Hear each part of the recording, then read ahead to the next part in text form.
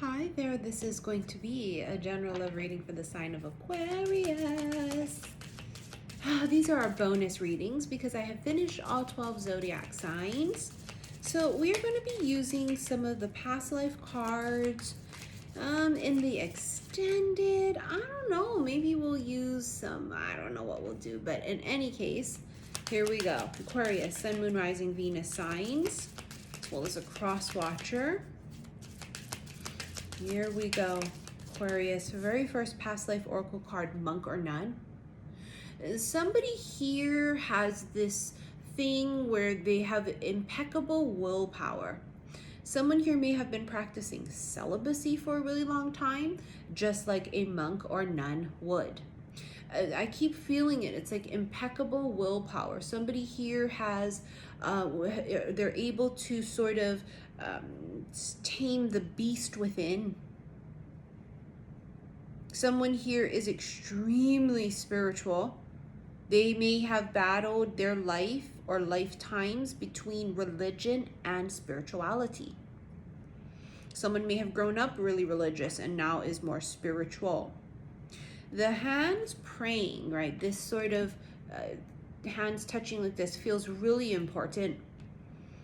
I don't know if that has to do with this particular life, but there's something about this that feels extremely important or is some type of big sign. There's extreme discipline here. Someone in past lives had a lot of spiritual power. They were almost like spirit's right-hand man or woman, if you will. They were God's messenger. You see what I'm saying? They were sort of extremely tapped into the divine, to magic. But this really has a feeling of like celibacy. Someone in this life may have practiced celibacy as well. You don't fuck with a person that has that kind of self-discipline. They don't succumb to peer pressure. They don't succumb to the earthly desires and pleasures and the muggleness. This is like a godly, like sort of an energy. Farm. Someone here is connected to farm life, whether it's past life or in this particular life. Someone here sort of, it's like, I keep feeling it. It's like, home is where the heart is, but I don't want to live on a farm. I don't know. It's like someone may have grown up on a farm, but they don't necessarily want, they've outgrown it. But there's something here about hard work, homegrown, using their hands, right? A lot of physical labor and hard work.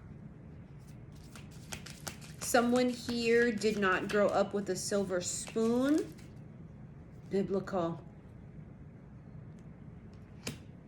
There's something coming in real heavy with a connection to the Bible sort of Jesus time period. Someone here might be really connected to something about the Bible, a particular story, let's say, for example. There's this deep, strong sense of feeling connected to Jesus or Mary Magdalene. Someone here feels extremely connected to spirituality or religion, and you may not be either. I'm not very religious, but why am I so drawn to and enamored and like so obsessed with like religious artifacts or stories and things? It's just someone's really attracted to those things in this life. Ooh, Kang Dangalang comes out immediately. This is an alpha. This King of Wands is quite strategic, as you can see. There's a lot of willpower there as well. You can see he's got a wand in his hand, right? And he's sort of just sitting back watching. So the King of Wands can be someone who knows the art of war. They're very strategic. They are very patient. They're very smart. They know not to just strike and whatever. They're very smart. They're very precise. And this is someone here who has a lot of patience, but at the same time, they're also impatient. It all ties into the whole monk or nun thing. You know, they just practice extreme patience, but they're very impatient. Someone here also, this is an alpha or leader, right? But someone desires someone extremely. Two of Wands, Seven of Pentacles, Knight of Swords, Six of Cups. Let me just get a bunch out. Hanged Man. Then you, on the bottom of the deck, you have the Ace of Cups, which is the Holy Grail. Extreme past life connection with someone. Someone here has waited on this. They haven't made a move. They've held back. Things have been at a stalemate or a pause. It's, I mean, obviously stalemate or pause because this person's not making any moves.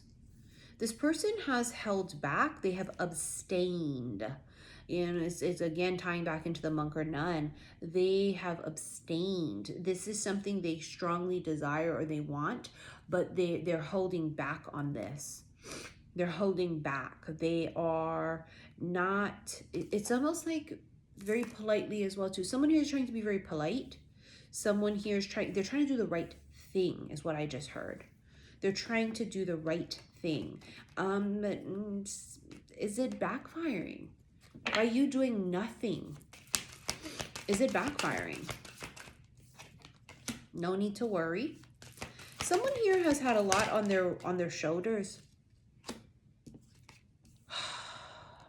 See how I just did that sigh of relief? That's what's happening. Someone here is going to be breathing a sigh of relief soon. You have forgiveness. Forgiving someone for not taking action. Forgiving someone for sitting on their hands. Look for a sign. Someone here was waiting for the most absolute sign, the signiest signs of all signs, waiting for that in order to sort of come forward, in order to sort of offer their cup of love, to, you know, do something.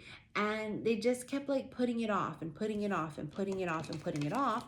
And it just, now it's like it's snowballed into like this really big thing. It's a really big elephant in the room. It's the elephant in the room. It's so obvious, whatever this is. You fucker. I'm so sorry. Hold on, please. Oh. I'm sort of dressed like a news anchor. I only make sure the top part looks good. So you have soulmate and Cupid's arrow. Of course you do. Cupid's arrow is, it's have faith, love is coming, surprise, invitation or meeting, and hesitation. Hesitation, yes. Soulmates, soul connection, partnership, agreement, soul contract. Someone here was hesitant to lean into some sort of really strong, obvious soul connection. They just sort of shied away from it, but also kept asking for a sign.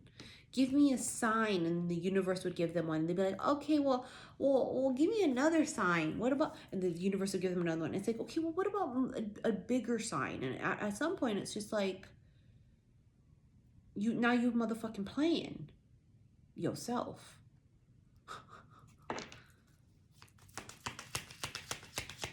Playing yourself. King of Cups, Ace of Pentacles.